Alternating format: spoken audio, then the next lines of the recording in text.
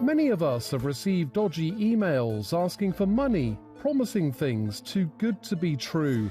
Now artificial intelligence could be used to try and dupe us. A deepfake is an AI-produced copy of a human being, and this technology makes fraud of a new kind very, very possible. One bank is fighting deepfakes with deepfakes. For scammers, it is a powerful tool they can use to steal your money. Welcome to this edition of Sci-Tech from London, where we're delving into the rise of deepfakes. Video, audio and pictures that appear to be real, but are not. Just like that introduction there, that wasn't me. In fact, it was my avatar, created using artificial intelligence. Would you be able to tell the difference? My avatar was made with my consent through a platform run by Synthesia. It produces AI-generated content for legitimate purposes, like training videos, marketing, and customer service, with strict safeguards in place. We would never generate an avatar of someone without their explicit consent. The other one is control. We apply content moderation on the videos that are created. And the third is around collaboration, so working with industry groups, working with governments and policymakers to make sure that this technology is developed and used responsibly.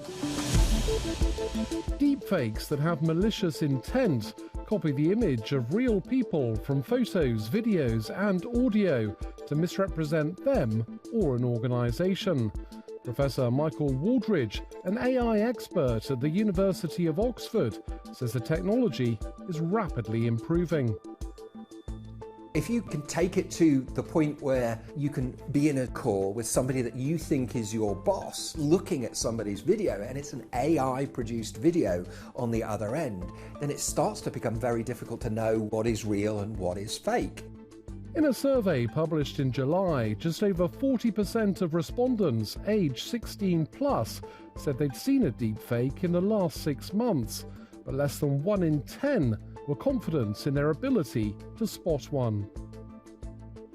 One bank has now launched a campaign deploying its own deepfake content to raise awareness of the dangers. As you might have guessed, this isn't me, this is a deepfake created to warn you about deepfakes. Technology companies are also tackling deepfakes. This new phone feature pits AI against AI, helping users to spot what's real and what's not. The on-device AI carries out a facial scan of a person in an image or a video. The algorithm analyzes things like the composition, whether or not there are any pixel imperfections, or whether or not there are any anomalies to the facial features of the person in that image or video. And crucially, it allows the user to see in real time whether that person is real. Let's take a look at an example specifically. So if we have a look at this lady, what are your thoughts here? Real or fake? Well, it's difficult to tell, isn't it? I'm not sure I would know whether that was a deepfake or not. Let's have a look. If I click on the magic capsule here, you can see right away that the on-device AI is doing its work. It's carrying out a facial scan to determine if this person is real. And within seconds, we have an answer. Here we can see that a suspected face swap has been detected, and the likelihood of this person not being real is 93%. And this alerts the user that, firstly, the person is not real, but secondly, and crucially, they could be at risk of being caught up in some sort of scam or fraud. So basically now you're a technology company fighting technology. Well, ultimately for us, this is about ensuring the privacy and security of our users. I think we all know that technology has been developing at quite a pace for some years now, thanks in part to AI, and inevitably there will be people who are determined to exploit that through the creation of so-called deepfakes. And at an industry level, I think there's an onus on all of the key players to play their part in stemming the rise of deepfakes moving forward. Fraud is not the only concern. Deepfakes are also fueling intimate image abuse online. One victim whose real identity is protected by this avatar was deepfaked by a former friend. I felt confused and taken aback.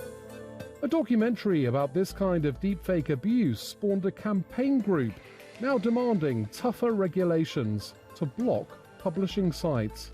I have spoken to over 30 survivors of this, and in every single case, their lives have shrunk. It has had an impact on their job, on their career, on their sense of their body, on their sense of their identity. The stakes could not be higher.